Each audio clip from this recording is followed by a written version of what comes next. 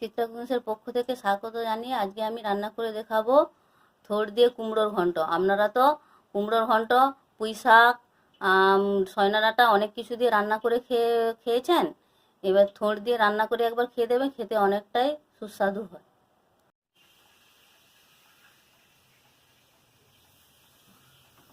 দেখতে পাচ্ছেন আজকে আমি থোড়ের তরকারি রান্না করব। তার জন্য যে থোড় কেটে নিয়েছি, এই কুমড়ো কেটেছি, থোড় কুমড়ো আলু দিয়ে নিরামিষ একটা তরকারি বানাবো। দেখতে থাকুন আমি রান্নাটা করব। এই থোড় আলু কুমড়ার যে ঘন্ট রান্না করব তার জন্য দেখতে পাচ্ছেন এই যে কুমড়ো আলু থোড় কাটা হয়ে গেছে। এবার থোড়ে নুন হলুদ মাখিয়ে নেব পরিমাণ মতো।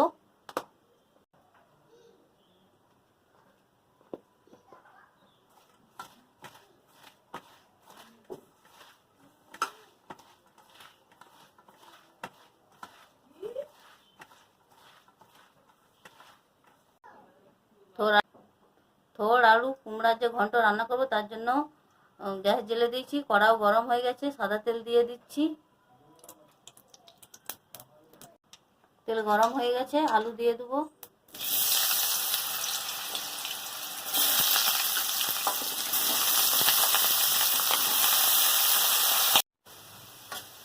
আলুটা একটু নেড়ে নিয়েছি, এবার লবণ দিয়ে দেবো।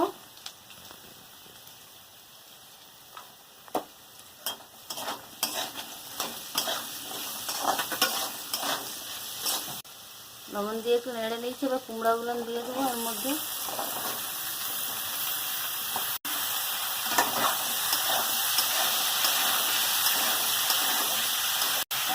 এবার নুন হলুদ মাখিয়ে রাখা ছোটটাও নিচুড়ে নিচুড়ে ভালো করে দিয়ে দেবো।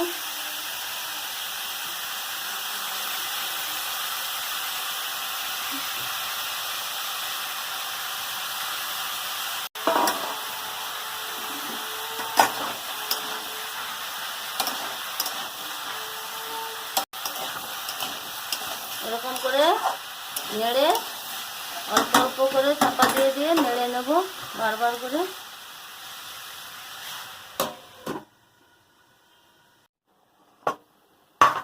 দেখতে পাচ্ছেন চাপা দিয়ে দিয়ে নাড়ছিলাম, প্রায় সবজি সেদ্ধ হয়ে গেছে, আলু থোড় কুমড়ো।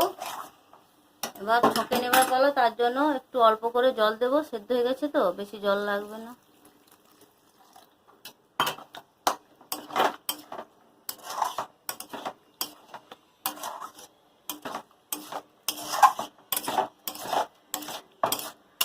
এবার নামিয়ে নেব।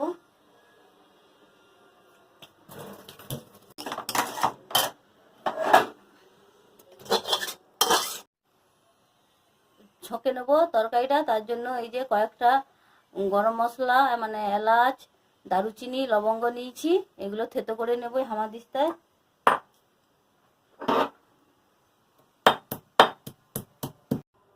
তরকারিটা ছকে নেবার জন্য কড়াইয়ে তেল দিয়ে দেবো, সরিষার তেল। ফোড়নে একটা গোটা লঙ্কা, তেজপাতা, জিরা ফোড়ন, 5 ফোড়ন, থেতো করে রাখা গরম মশলা, পরিমাণ মতো আদা,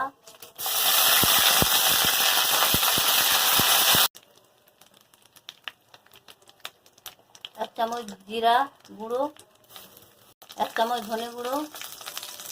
ভালো করে কষাবো মশলাটাকে।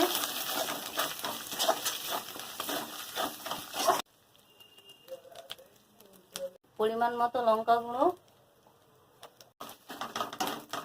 একটা কেটে রাখা টমেটো।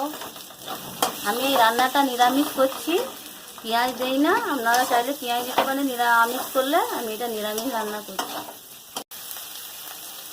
এবার মশলাটা ভালো করে কষানো হয়ে গেছে, এবার সেদ্ধ করে রাখা কুমড়ো আলু আর থোড়টা দিয়ে দেবো এর মধ্যে। কুমড়াটা মিষ্টি আছে, বেশি চিনি লাগবে না, অল্প করে একটু পরিমাণ মতো চিনি দিচ্ছি।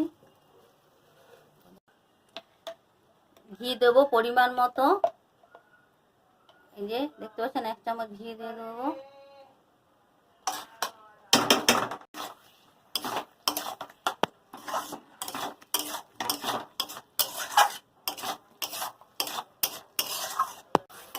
দেখতে পাচ্ছেন আলু কুমড়ো থোড় দিয়ে যে ঘন্টটা রান্না করছিলাম, রান্নাটা শেষ হয়ে গেছে, এবার নামিয়ে নেব। কুমড়ো আলু থোড় দিয়ে যে ঘন্ট রান্না করেছিলাম এখানেই শেষ করলাম। আপনাদের যদি ভালো লেগে থাকে লাইক কমেন্ট সাবস্ক্রাইব করবেন। আরও নিত্য নতুন ভিডিও নিয়ে আপনাদের কাছে হাজির